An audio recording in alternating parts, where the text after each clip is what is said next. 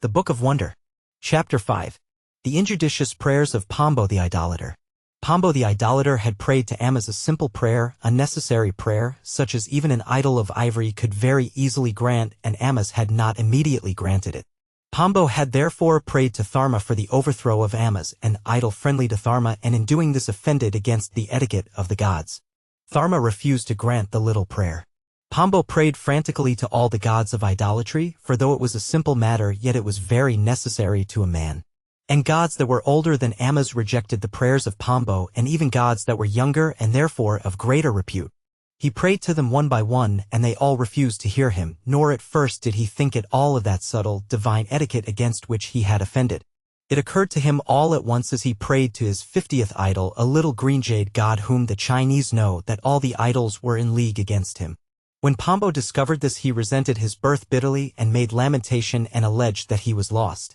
He might have been seen then in any part of London haunting curiosity shops and places where they sold idols of ivory or of stone, for he dwelt in London with others of his race, though he was born in Burma among those who hold Ganges holy. On drizzly evenings of November's worst his haggard face could be seen in the glow of some shop pressed close against the glass, where he would supplicate some calm, cross-legged idol till policemen moved him on. And after closing hours back he would go to his dingy room in that part of our capital where English is seldom spoken to supplicate little idols of his own. And when Pombo's simple, necessary prayer was equally refused by the idols of museums, auction rooms, shops, then he took counsel with himself and purchased incense and burned it in a brazier before his own cheap little idols, and played the while upon an instrument such as that wherewith men charm snakes. And still the idols clung to their etiquette. Whether Pombo knew about this etiquette and considered it frivolous in the face of his need, or whether his need, now grown desperate, unhinged his mind, I know not, but Pombo the idolater took a stick and suddenly turned iconoclast.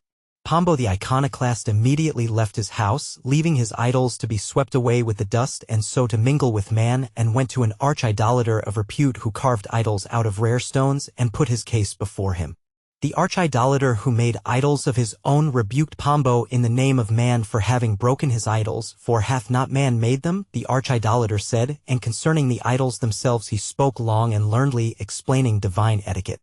And how Pombo had offended, and how no idol in the world would listen to Pombo's prayer. When Pombo heard this he wept and made bitter outcry and cursed the gods of ivory and the gods of jade and the hand of man that made them, but most of all he cursed their etiquette that had undone, as he said, an innocent man. So that at last that arch-idolater who made idols of his own stopped in his work upon an idol of jasper for a king that was weary of wash, and took compassion on Pombo and told him that though no idol in the world would listen to his prayer, yet only a little way over the edge of it a certain disreputable idol sat who knew nothing of etiquette and granted prayers that no respectable god would ever consent to hear. When Pombo heard this he took 2 handfuls of the arch-idolater's beard and kissed them joyfully and dried his tears and became his old impertinent self again. And he that carved from jasper the usurper of Wash explained how in the village of World's End, at the furthest end of Last Street, there is a hole that you take to be a well, close by the garden wall. But that if you lower yourself by your hands over the edge of the hole and feel about with your feet till they find a ledge, that is the top step of a flight of stairs that takes you down over the edge of the world.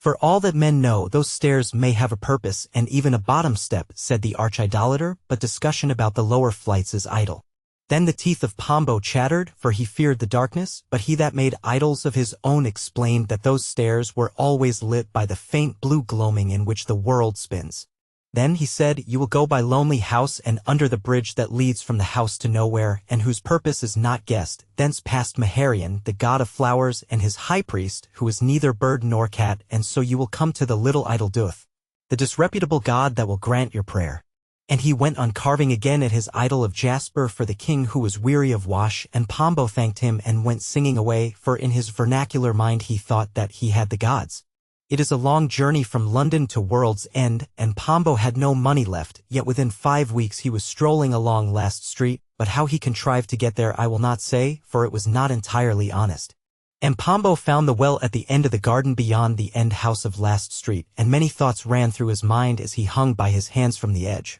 But chiefest of all those thoughts was one that said the gods were laughing at him through the mouth of the arch-idolater, their prophet, and the thought beat in his head till it ached like his wrists, and then he found the step. And Pombo walked downstairs. There, sure enough, was the gloaming in which the world spins, and stars shone far off in it faintly. There was nothing before him as he went downstairs but that strange blue waste of gloaming, with its multitudes of stars, and comets plunging through it on outward journeys and comets returning home. And then he saw the lights of the bridge to nowhere, and all of a sudden he was in the glare of the shimmering parlor window of Lonely House, and he heard voices there pronouncing words, and the voices were nowise human. And but for his bitter need he had screamed and fled. Halfway between the voices and Maharian, whom he now saw standing out from the world, covered in rainbow halos, he perceived the weird gray beast that is neither cat nor bird. As Pombo hesitated, chilly with fear, he heard those voices grow louder in Lonely House, and at that he stealthily moved a few steps lower and then rushed past the beast.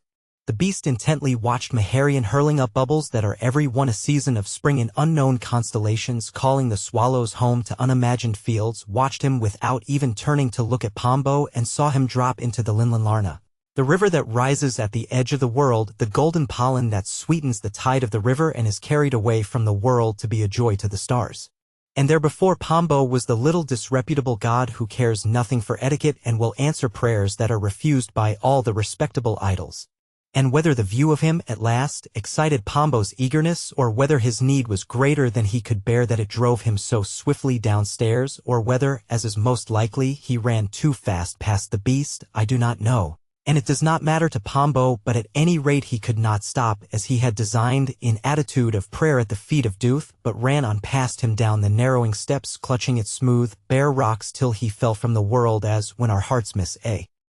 we fall in dreams and wake up with a dreadful jolt, but there was no waking up for Pombo, who still fell on towards the incurious stars, and his fate is even one with the fate of Slith.